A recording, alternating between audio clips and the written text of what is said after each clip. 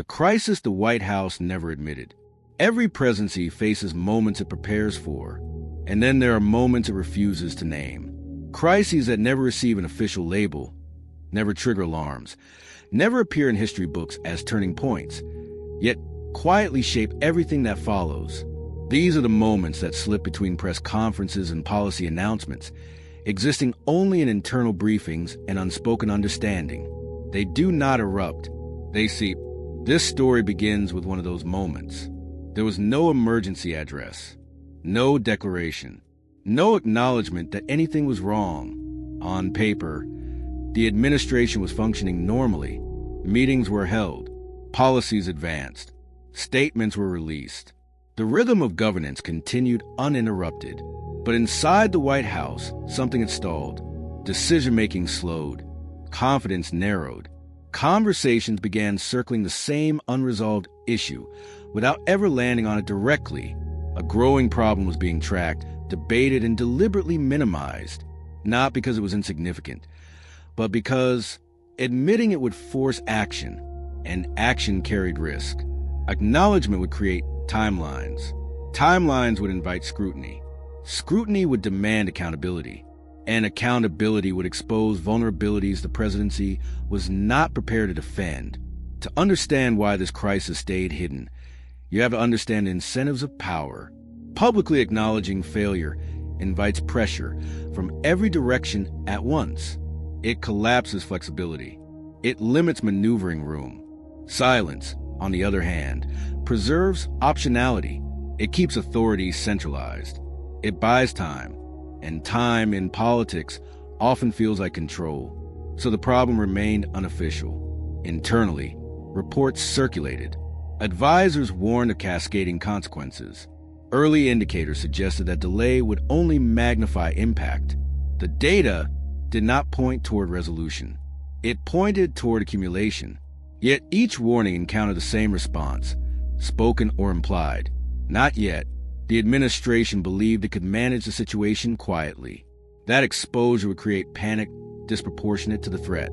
That intervention would provoke political backlash worse than the underlying problem. That naming the crisis would lock the presidency into a course of action with no graceful exit. And so the issue was reframed not as a threat, but as a complication. Something to be monitored, not confronted. What followed wasn't denial. It was normalization. Meetings adjusted to accommodate the issue without naming it. Language softened. Briefings emphasized stability. Metrics were reframed to show continuity rather than deviation. Once a crisis is normalized, it stops triggering alarm.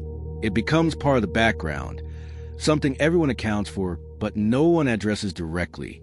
And once a crisis is normalized, it becomes invisible until it isn't. As weeks turn into months, the unacknowledged crisis began reshaping behavior inside the administration. Decisions grew more cautious. Language became carefully noncommittal. Policies were adjusted quietly, without explanation, to compensate for a problem no one was supposed to see. Every action was taken in fragments, designed to avoid drawing a straight line back to the source. The absence of acknowledgement created a dangerous illusion. Because nothing had been declared, nothing appeared urgent.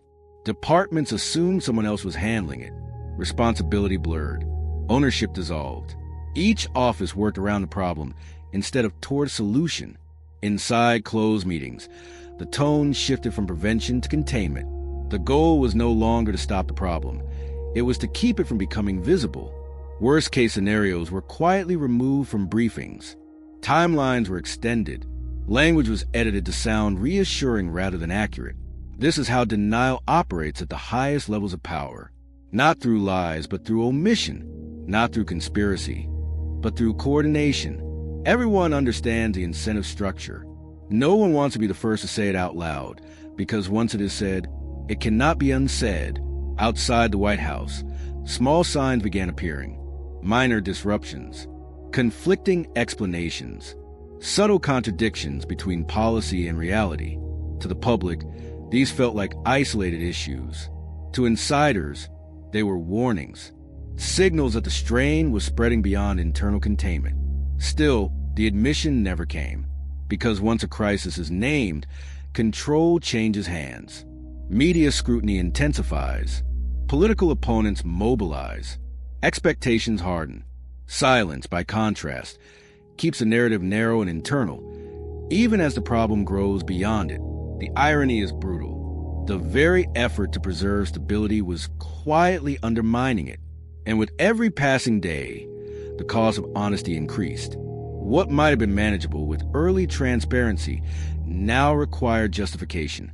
Delay transformed explanation into defense. The longer silence held, the more dangerous speaking became. The turning point didn't come from exposure. It came from exhaustion. By the time the effects of the hidden crisis became impossible to ignore, the system was already strained from compensating for it. Resources were diverted, attention fragmented. Leaders spent more time managing inconsistencies than advancing policy. Policy stopped aligning. Agencies contradicted one another. Emergency fixes replaced long-term planning. What had once been a contained issue now demanded constant, quiet intervention, draining focus from everything else the presidency was meant to do. Inside the White House, urgency grew, but urgency without acknowledgement has limits. Without public admission, there could be no full mobilization. Without transparency, there could be no shared responsibility. Every solution had to be partial. Every correction had to remain deniable. The presidency was trapped by its own restraint. To act decisively now would raise the very questions it had avoided for months. Why wasn't this addressed sooner? Who knew? Who delayed? Silence had protected authority early. Now it protected culpability, so the response stayed fragmented. Meanwhile, external actors adapted faster. Markets adjusted expectations. Institutions hedged against inconsistency. Public confidence shifted subtly, not in outrage, but in assumption. People stopped expecting coherence. Planning around uncertainty became normal. The absence of clarity reshaped behavior more effectively than any announcement could have. This is the cost of a crisis that goes unnamed. It doesn't explode. It erodes. By the time leadership recognized how much ground had been lost, the narrative had already formed elsewhere, not from journalists or political opponents, but from lived experience. Reality had outpaced reassurance. People no longer waited for explanations. They adjusted, and the presidency was left trying to restore control over something it had never publicly admitted existed. When the crisis finally resolved, it didn't end with an announcement. There was no moment of closure, no acknowledgement that anything unusual had ever occurred. From the outside, it looked like a series of unrelated adjustments had simply worked themselves out. But inside the system, the damage was already done. Trust had thinned. Coordination had weakened. Decision-making had slowed.